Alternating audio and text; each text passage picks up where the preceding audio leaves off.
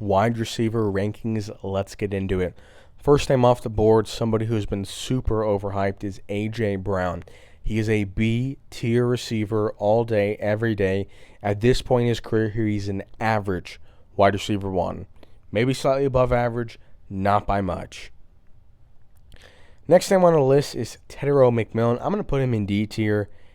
I'm not really sure why he's even on this list. I guess the list of number ones, and he is the number one, but I haven't seen him play. I know he's big. He's athletic. I've got to see more to really do anything about him. Justin Jefferson, he's the most obvious S tier in the list. Him and some other guys that we're about to see, but I don't really have much to say about him, honestly. Terry McLaurin, absolutely amazing year with Jaden Daniels. I do think he's getting a bit overrated. You know, he had all that bad quarterback play, and he put up good stats. I think people are they're kind of overhyping him at this point, I would say. I think he's that, right outside that top 10, borderline top 10 receiver. Next on the list is Ladd McConkey. I mean, he's an F tier. If he's your wide receiver one, it's F tier. Now, as a wide receiver 2/slot, okay, good. Probably not even great, but good. As your wide receiver one, especially considering Justin Herbert is the quarterback and he can throw bombs, it's like Ladd McConkey. I mean, are we serious? Nico Collins, I'm going to put him in the B tier.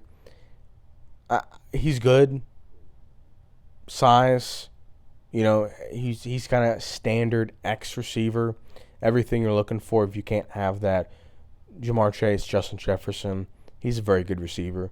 And he's not as dramatic as A.J. Brown. So I'd probably pick Nico over both McLaurin and Brown just with his persona or lack thereof.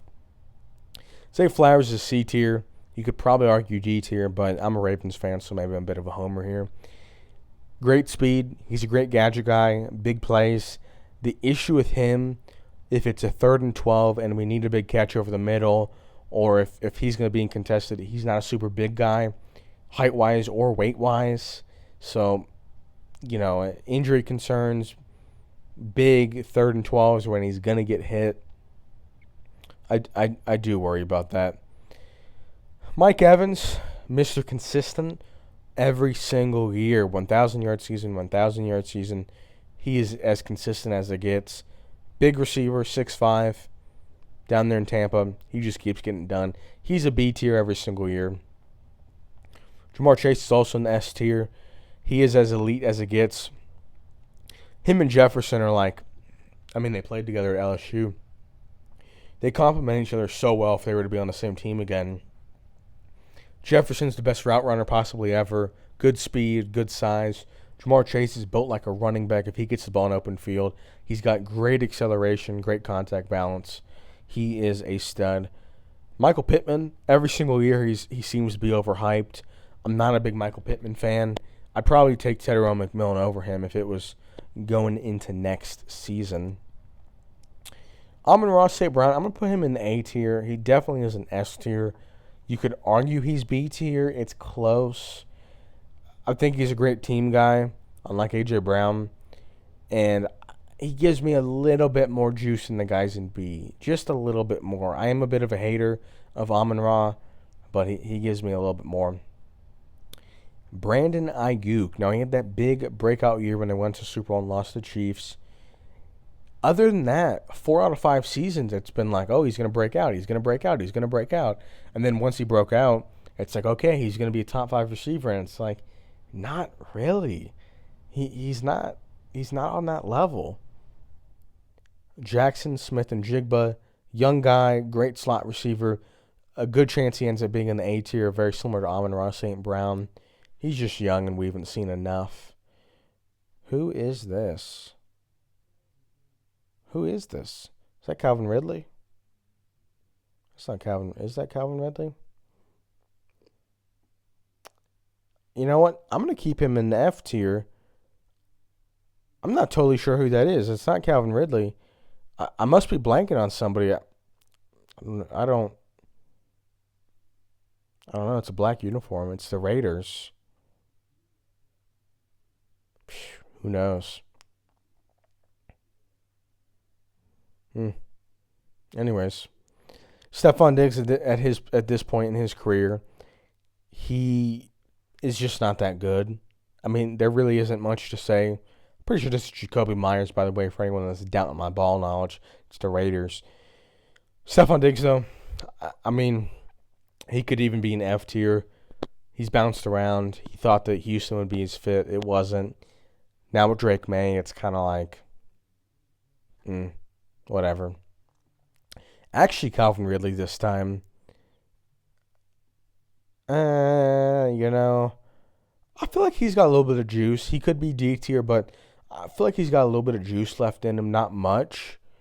But this year, I wouldn't be surprised if he's a 1,000-yard receiver, 10 touchdowns type guy.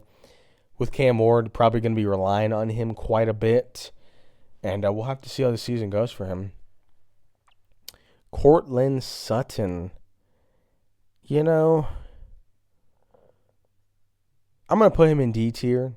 He had a good season touchdown-wise.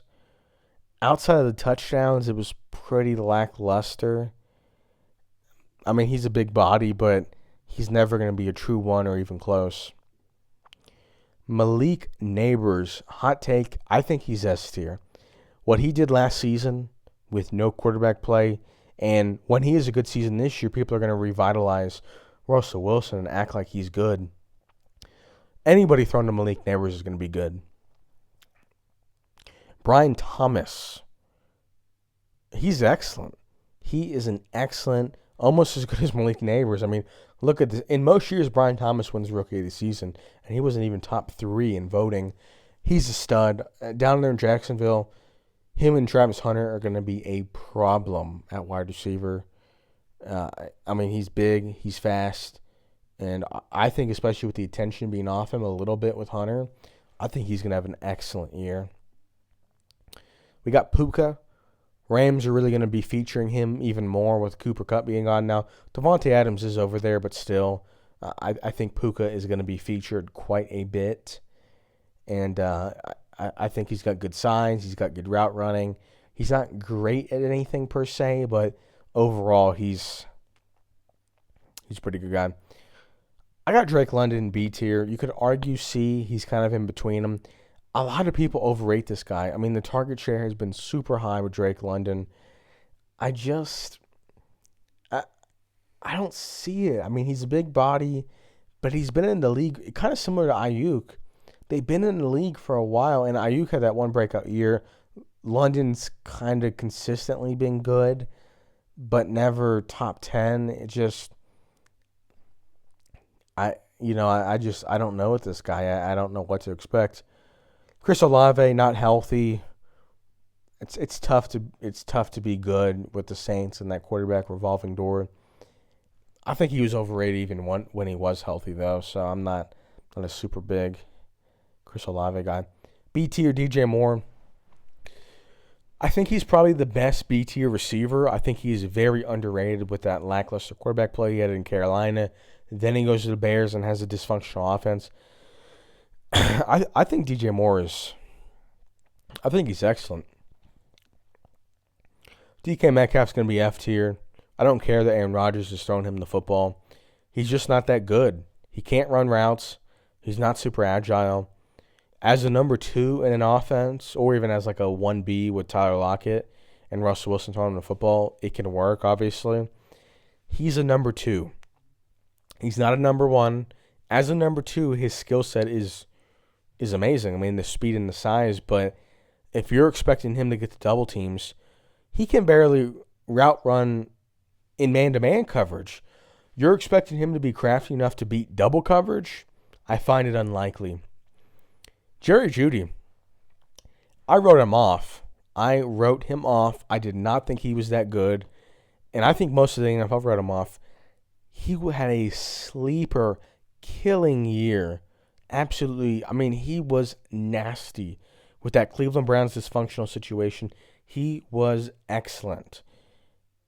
The situation is still dysfunctional, so I'm not predicting him to be a top 5 receiver, but if the quarterback plays better, I wouldn't be surprised if he, repeats and plays good. Tyreek Hill's in S tier. I mean, there's no question about it. Fastest receiver in the NFL. Stretches the defense. There's not much to say about that. Marvin Harrison, I feel like he's kind of in the same camp as Njigba. I mean, he's got more potential with the size and the speed. I just haven't seen enough of him to put him any higher. And where he's so young, I can't really put him in D tier because he hasn't faltered yet.